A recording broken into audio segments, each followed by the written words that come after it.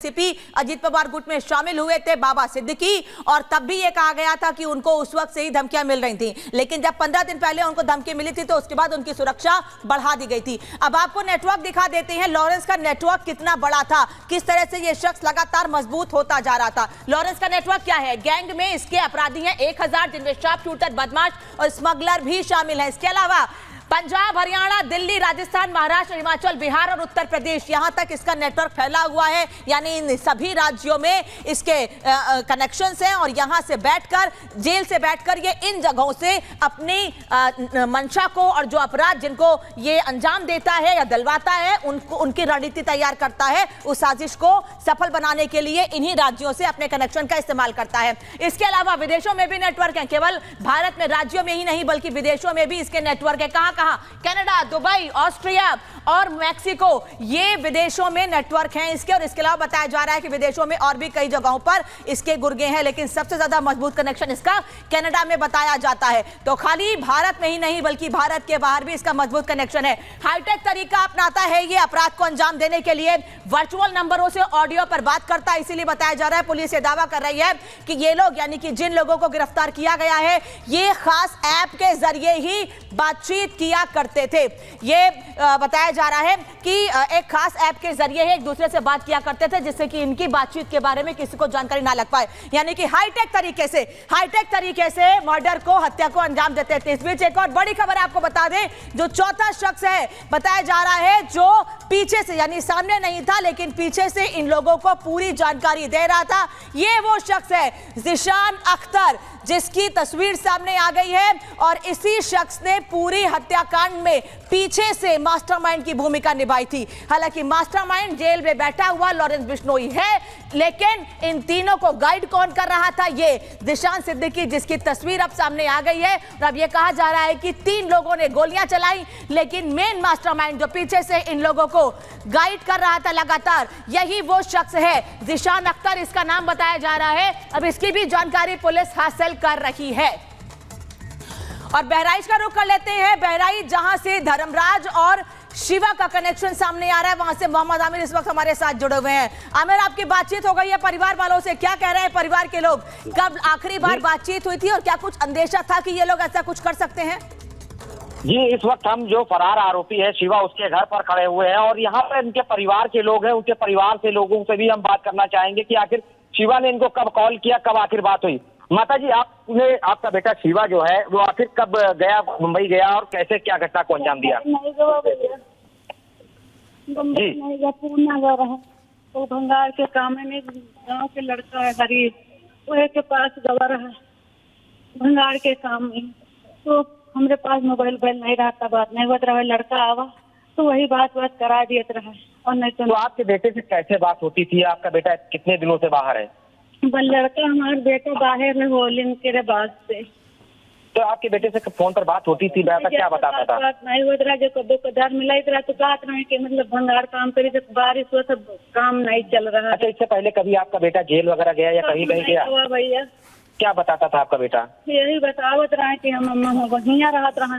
तो मतलब देखो तो हमारा गरीबी भैया, आप तो यहाँ टेंट में काम कर लेता रहा, ईटा गारा कर लेता रहा, सगे तनी उबे तो कहीं चले गए पूना भंगार के काम करी, सारे लोग जाना काम हो जाए, पैसा कमाई।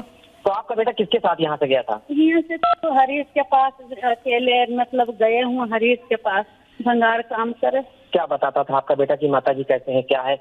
हाँ, तो ये जब प्रभु का दार बात सोच रहा है तो यही कही रहा भैया ठीक हो, कहे ना ठीक है। आपके बेटे से आखिरी बार कब बात हुई? आखिरी बात आज 8-9 दिन हुई गई बात हुए, तो हरीश के मोबाइल से। क्या बताया आपके बेटे ने? तो यही अपना बताए कि ठीक है, बढ़िया है, देखो होली। तो मोहम्मद आमिर बातचीत कर रहे हैं परिवार के लोगों से। आमिर, धन्यवाद आपका इस जानकारी के लिए और परिवार से बातचीत के लिए, क्योंकि परिवार के लोग ये कह रहे हैं कि आखिरी बार जब बातचीत हुई तो ऐसा कुछ नहीं लगा था कि इतनी बड़ी हत्या की साजिश इसके दिमाग में चल रही है और ऐसी वारदात को अंजाम दे सकता है। परिवार वाले भी यानी इस पूरे मामले से अनजान थे, क्योंकि सबको ये पता था कि ये पुणे में काम करने के लिए गया। खैर, आपको बताते हैं कि सिद्दीकी के मर्डर की कहानी क्या है, कैसे कैसे पूरी घटना को अंजाम दिया गया और कैसे कैसे कैसे पुलिस पूरे मामले की जांच कर रही है।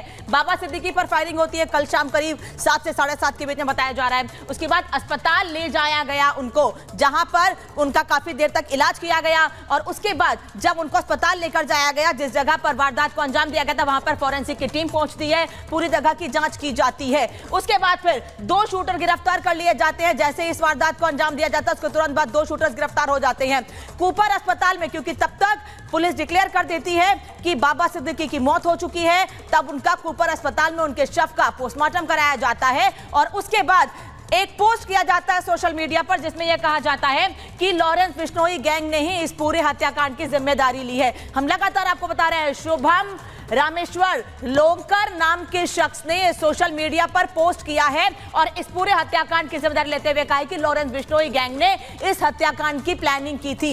एक और बड़ी खबर इस मर्डर केस से जुड़ी हुई है, आपको बता दें, क्योंकि पुलिस लगातार पूरे मामले की छानबीन कर रही है। क्राइम ब्रांच की टीम लगातार छानबीन में जुटी हुई है। सिद्दीकी मर्डर केस में एक और बड़ा खुलासा हुआ है। पुलिस की जांच में लगातार एक के बाद एक खुलासे हो रहे हैं और मर्डर केस में एक और बड़ा खुलासा हुआ है। सिद्दीकी मर्डर केस में एक और बड़ा खुलासा हुआ है। जानकारी पुलिस लगातार जुटा रही है और पुलिस ये कह रही है कि सिद्दीकी हत्याकांड के तार मध्य प्रदेश से भी जुड़े हुए हैं। वहीं आरोपी ऑनलाइन मैसेंजर ऐप से जुड़े हुए थे। पुलिस ने यह बड़ा खुलासा किया है कि ये लोग ऑनलाइन मैसेंजर ऐप से जुड़े हुए थे। जतिन हमारे साथ जुड़े हुए हैं। जतिन, पुलिस ने मीडिया से बातचीत करते हुए खुलासा किया था कि ये लोग ऑनलाइन मैसेंजर ऐप से बातचीत करते थे जिससे कि कहीं कोई बात लीक ना हो और इनकी प्लानिंग का खुलासा ना हो जाए।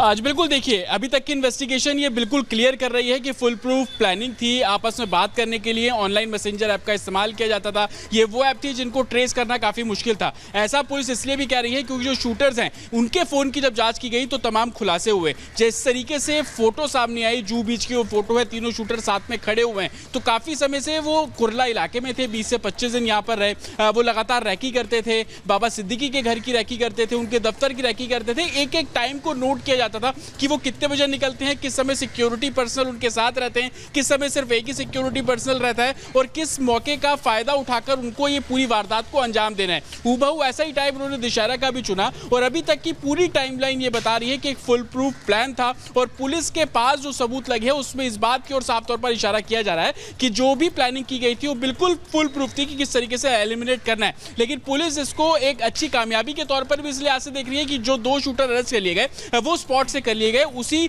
जगह से कर लिए गए जहां पर वो वारदात को अंजाम देने पहुंचे थे। लेकिन सवाल अभी भी ये खड़ा हो रहा है कि बाकी के 2 लोग कहां हैं। एक शूटर जो वहां से फरार हो जाता है और सबसे बड़ा जिशान अख्तर जो इस पूरे ऑपरेशन कह लीजिए या इस वारदात को मॉनिटर कर रहा था, लगातार गाइड कर रहा था, सर्विलांस पे था।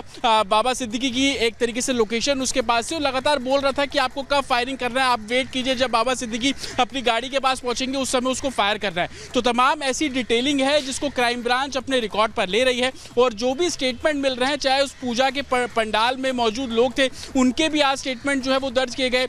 जो उनके बेटे का दफ्तर था, जो सीसीटीवी फुटेज आसपास के पूरे उसकी टाइमलाइन को मैच किया गया। ये लोग जिस प्राइवेट ट्रांसपोर्ट से वहां पर पहुंचे थे उसको ट्रेस करने की जो कवायद है वो बहुत तेजी से की जा रही है। तो साफ तौर पर मुंबई क्राइम ब्रांच इस पूरे मामले को इन्वेस्टिगेट तो कर रही है, लेकिन उनके आगे सबसे बड़ी चुनौती है एक तो एज फैक्टर, क्योंकि एक आरोपी ने आज कोर्ट ने बोल दिया कि उसकी एज वो नाबालिग है, वो 17 साल है। कोर्ट ने भी उसके मेडिकल टेस्ट कराने की जो लेकिन पुलिस ये भी कह रही है, जतिन आपको बता रहे हैं, जैसा कि पुलिस ये भी कह रही है कि आधार कार्ड पर जो शख्स अपने आप को नाबालिग बता रहा है, आधार कार्ड के मुताबिक उसकी उम्र 21 साल है। इसीलिए कोर्ट ने कुछ वक्त लिया है और इस पर भी जल्दी फैसला सामने आ जाएगा कि ये सच बोल रहा है या झूठ बोल रहा है। धन्यवाद जतिन आपका जानकारी के लिए। लेकिन इन सब के बीच पुलिस की ओर से लगातार कई दावे किए जा रहे हैं। मुंबई पुलिस ने बड़ा बयान दिया है बाबा सिद्दीकी हत्याकांड पर, क्योंकि मुंबई पुलिस की क्राइम ब्रांच ही पूरे मामले की जांच कर रही है और बड़ा दावा किया है बाबा सिद्दीकी हत्याकांड पर मुंबई पुलिस ने। उनका कहना है कि आरोपियों के पास से कई हथियार बरामद हुए हैं, यानी केवल जिस बंदूक से गोली चलाई गई है सिर्फ वही नहीं बल्कि कई हथियार बरामद हुए हैं। 2 लोग गिरफ्तार कर लिए गए। लॉरेंस बिश्नोई गैंग से कनेक्शन है इनका। सुनिए क्या कह रही है पुलिस। इस घटना के तुरंत बाद जो भी पुलिस वहां पे मौके पे मौजूद थी, इसमें निर्मल नगर पुलिस स्टेशन के एपीआई दाभाड़े और उनके साथ के अधिकारी और कर्मचारियों ने बहुत ही बड़ा साहस दिखाते हुए इमीडिएटली एक्शन लेते हुए 2 एक्यूज को स्पॉट पे ही पकड़ने में सफलता उनको मिली है। और इस ऑफेंस का अभी इन्वेस्टिगेशन क्राइम ब्रांच की तरफ से हर एक एंगल से किया जा रहा है।